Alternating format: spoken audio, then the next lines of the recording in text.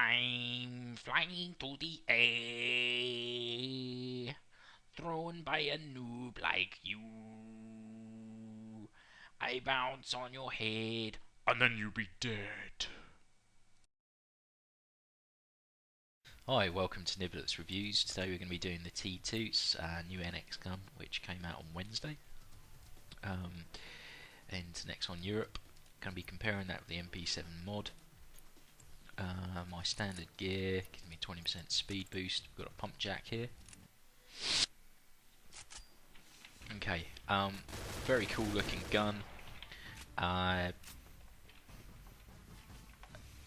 mean, it just looks really nice. The iTech scope kind of suits it. In Baxter's review, he's got one of the ACOGs on. I think he prefers those. It looks good with that as well. I've also put an extended mag on here. Usual clip size is 30. So, I mean, this brings it up to 45. You really do need that. The fire rate on this gun is absolutely phenomenal. It's at 90. I mean, I think the only other gun that sort of you realise that on is, I think, the Mac 10. But I mean, combined with its damage as well of 36, it really does hurt when you manage to get someone in your crosshairs.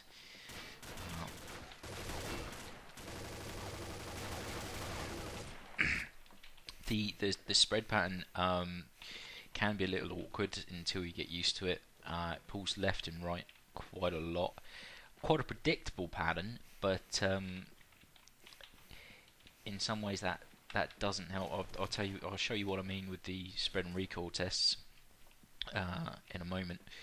Go through the stats compared to the MP7. You've got 36 compared to 35 damage, so you're just doing one more. Getting shot from afar. Portability 88 is one more than the MP7. I mean, the MP7 you run quite quick, but you know, just that extra one. Not sure you can really tell the difference with that extra one. But I mean, you run quick with both, and it's just. I think fairly sure that even if you run with a knife, no, I think the knife's slightly quicker. Anyway, but it's pretty damn close. Rate of fire, as I mentioned, 90. Helps you completely and utterly destroy people when you get up next to them, unless you have very low HP and one bullet kills you. Rate of fire on the MP7 is 87. Recoil on this gun is 64, which is one less than the MP7 at 65. Accuracy 76, which is one more than the MP7 at 75. Damage over time, you got damage combined with the rate of fire gives you 32.4, which is a whopping 1.9. Whopping 1.9 higher. So it does a lot of damage at close quarters. When you're trying to use it from medium range, you'll notice that the spread pattern gives you a little bit of grief, unfortunately. I mean, I'll try and demonstrate that in a minute. Oh, headshotted me. Anyway, we'll do the recoil and spread test next. We'll just use one of these walls, I think. Okay, mouse held still as usual.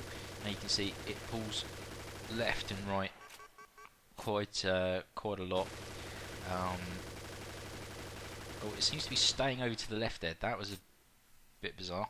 Anyway, you compare that to the MP7. It doesn't kick up almost as much, and it's got a lot tighter spread. So I mean, you look at the recoil and accuracy being better on the T2. Those stats honestly aren't meaning an awful lot. Baxter had a theory that the accuracy might relate to the amount of damage and fall off that relates to the gun over distance. So on, I think he's probably right, to be honest. The recoil isn't a good indication of how these guns will actually behave. You can have two guns relatively similar, like you saw there, MP7 and the T2, that are one different, and recoil patterns and how far it actually travels up the arc are completely and utterly distinct. So with that in mind, it's the good thing about combat arms that no two guns are the same. If they were, you'd end up with a very boring game. But you can see that recoil pattern really pulls left and right quite a lot. So using it at the range, you can run into a few problems, but up close you're going to mangle people. With that and its awesome portability and awesome looks, it's a great gun, you can't deny it. You do get quite a few headshots, I've noticed. With this, I think it's definitely not as user friendly as the P90. P90 is definitely the recoil pattern with that seems a lot friendlier.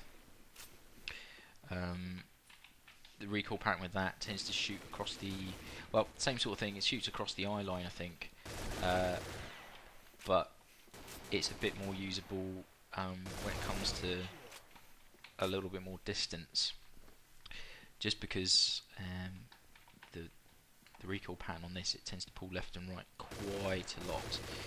But again, get up close, should have really killed him, and you nail people. Once you get used to the recoil, which I'm not yet, to be honest, I could imagine this would be an extremely devastating weapon. Right, why am I getting shot, and where from? That's strange.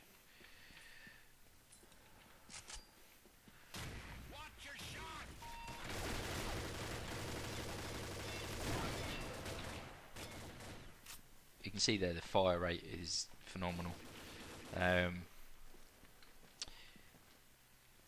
Really like the sound as well. It's a nice sounding gun. There you go, my headshot. The only disadvantage this would have over, say, the MP7 is the MP7 comes with an integrated dot sight and silencer. But I mean, how much does that actually matter when ITECs are only 150 for 150 GP for a day? Completely up to you. If you were going to buy a gun permanent and you're looking for an SMG, for me, you can't really go wrong with the old UMP45. It's a much different gun to this. Both SMGs, but the two completely different beasts. UMP, I think you're going to have greater luck over distance.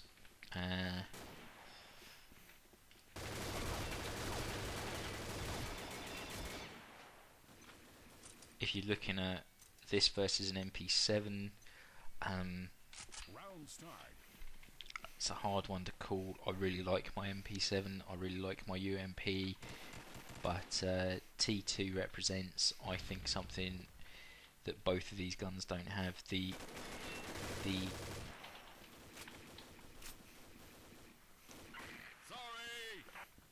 T2 represents just I don't know.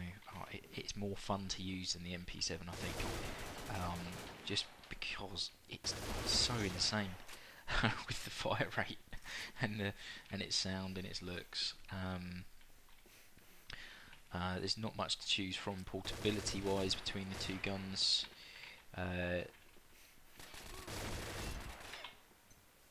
But it does that much damage. That I think that's probably its defining factor over the MP7. The UMP is a lot, slower rate of fire, and is going to be better over distance. But I don't think sound's half as good. So I bought this permanent. I liked it that much. I have the MP7 as well. It suits someone like me who likes running around fast, doing a lot of damage. So I'm just hoping that some of the gameplay here and my comments about the gun will help you make an informed decision about whether you want to try it out for a day or longer, maybe even permanent. So we can just see the iTech there, quite hard to control. I managed to burn through 30 something odd bullets there.